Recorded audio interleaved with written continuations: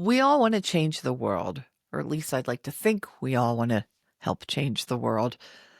But the truth is, the outer world is only a reflection of our inner world. Until we heal inside, nothing outside will truly change. Hi, I'm Diane Hatz, founder of the Hearth Network.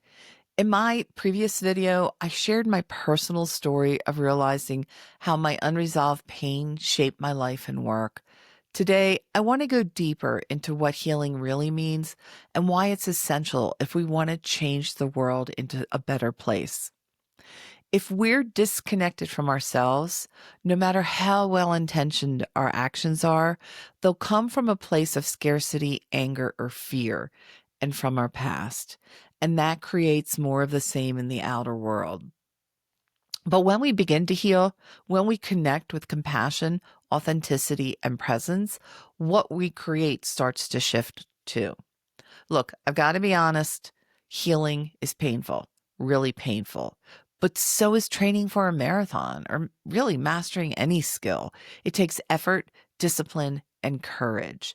To me, healing is the only option because I know that until I'm happy on the inside, nothing outside of me will bring me true joy.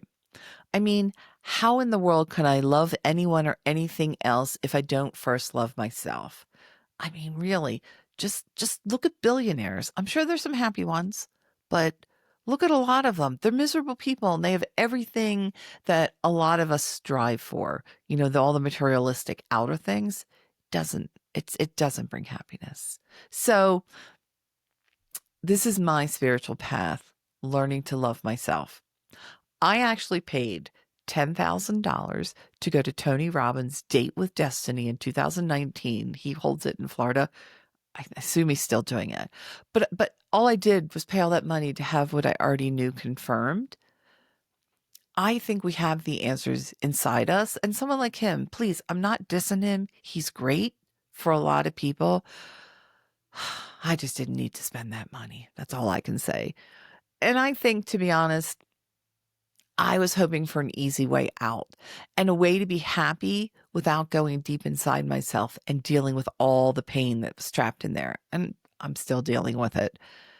So if you want to start looking inside yourself, I strongly suggest finding a therapist or a healer. There are good ones and bad ones. So it's really important to find someone who works for you.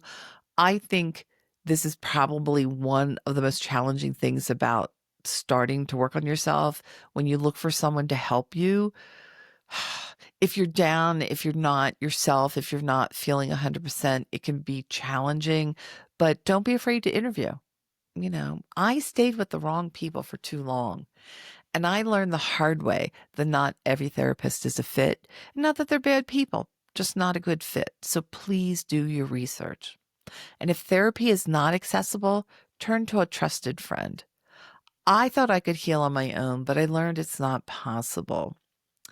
And if you don't have the resources to pay a therapist, there's always 12-step programs. Like Alcoholics Anonymous is the most popular, but there's a 12-step program probably for everything at this point. Just Google it or research it. You can find something in your area, and I don't know about the other ones. I know with AA, they have what are called open meetings. Anybody can go. So if you're just curious, I'm just saying that because, yeah, I really tried for years thinking I could heal on my own. And well, no, not possible. So here are a few practices that helped me. 1, noticing my patterns. If someone makes you angry, pause and ask why. What inside me is being triggered? Try to teach yourself that their anger is their problem and it isn't really about you. 2, track recurring themes. This is what I did. I've spent decades trying to figure out why I attracted people who yell at me or treat me unkindly. I've had bosses and even friends snap at me. Well, I've had bosses just outright yell at me, and more than one. So it's a pattern. But it's only recently that I've realized that they were reflecting back the parts of me that were scolding and shaming and just yelling at me my whole life. Seeing that pattern has been a huge step in healing. And again, I'm not 100% through it, but once you have the knowledge, it really goes a long way in your healing path. So another thing I do is journal and meditate. Writing helps me process emotions, and meditation just helps me sit with myself. I don't journal every day, but it's been an invaluable help in my journey.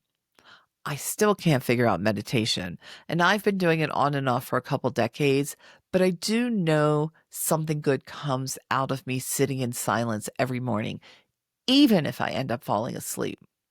Healing is not about becoming perfect. Perfection doesn't exist. It's about becoming aware, present, and learning the tools to meet whatever comes up.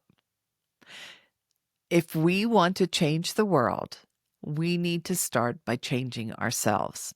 Healing ourselves is the most radical act we can take for us and the planet. So I'll leave you with this question. Where in your life might your outer struggles be reflecting something unhealed inside? Thanks for being here. If this resonates, I'd love for you to subscribe and join me for weekly conversations on healing, authenticity, and creativity. Thank you.